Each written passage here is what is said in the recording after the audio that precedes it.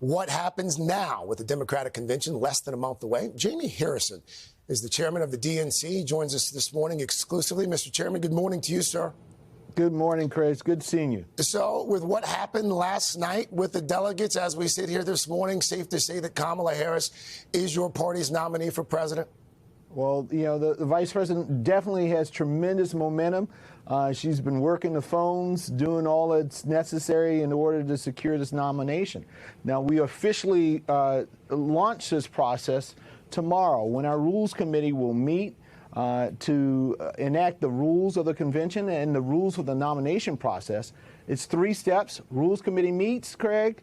We will then open up for the official signatures from the delegates. Yeah. And then you got a few days to get those signatures, and then we will start the official voting for our nominee, likely by August 1st. I want to talk about the timeline in just a moment. But to be clear, this all happened very quickly, Mr. Chairman. I mean, the delegates, essentially overnight, this happened. To those who would claim, as you just heard there, that so far the process has not been open and transparent, what would you say? Well, the process has been fair. It's been open. It's been transparent.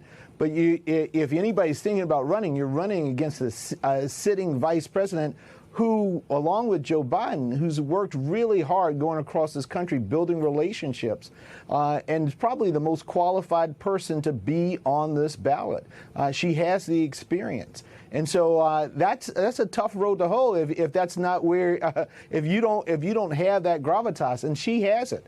And so she's taken that momentum. We're seeing a tremendous amount of energy for the vice president.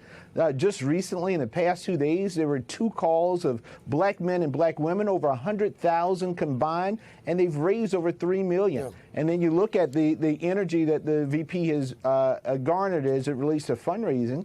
I don't know, for anybody who's thinking about challenging her, that's going to be a tough hill to climb here. Let's talk timeline for a moment here. August 7th seems to be the date that she is going to be on or before officially nominated because of the Ohio ballot deadline situation there. What more can you tell us about how that's going to affect her VP pick and the timing of that? Yeah, so listen, we have developed, this process is going to be fair, transparent, open, but it's going to be fast. And we have designed it to allow our nominees to really hit the measures and to hit the requirements that are necessary to be on the ballot in all 50 states. And in Ohio, in order to be on that ballot, you have to have not only a presidential nominee, but also a vice presidential nominee. And so it's going to be up to the eventual nominee to make that determination. But we have designed this process so that they have the sufficient time in order to select who that may be. So by the time the convention starts, you will have a presidential nominee and the vice presidential nominee. That's exactly right. And on or before August 7th. Well, again, okay. We're going to give it up to the nominee to make a determination on, but we should, if we're going to be on all 50 ballots, then we definitely have to have all that done and locked up by August 7th. Let's talk about this virtual roll call that you guys are going to have, because as you know, there was this letter that was circulated by congressional Democrats when the idea was first floated for a virtual roll call to confirm her. Stifling debate and prematurely shutting down any possible change in the Democratic ticket through an unnecessary and unprecedented virtual roll call in the days ahead is a terrible idea. Again, that came from congressional Democrats. What do you say to those critics who are calling this a coronation, not so much an election? Well, listen, I think we announced this process back in May. And we announced it because in Ohio, the Republicans were playing games in terms of ballot access for our nominee. And as the chief fiduciary for the Democratic Party, my goal and my responsibility is to make sure, unquestioned, that we are on the ballot in all 50 states. I'm not going to become the first chair that doesn't meet that requirement.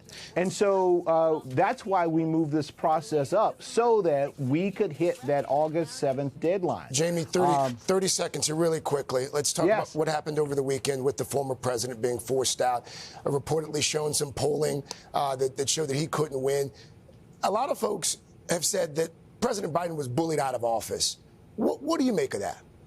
Well, listen, the president, we owe him a tremendous amount of gratitude. He's a good man. He's a decent man. He's been a transformational president. But what he also demonstrated by stepping out of this race is that he is selfless. He is focused on what is in the best interest of the American people. And he made an assessment. He made an assessment, Craig, that this was the best thing for not only the American people, but for the Democratic Party. DNC Chair Jaime Harrison. Jaime, thank you for your time this morning. Thank you. Hey, thanks for watching. Don't miss the Today Show every weekday at 11 a.m. Eastern, 8 Pacific on our streaming channel, Today All Day. To watch, head to today.com/allday or click the link right here.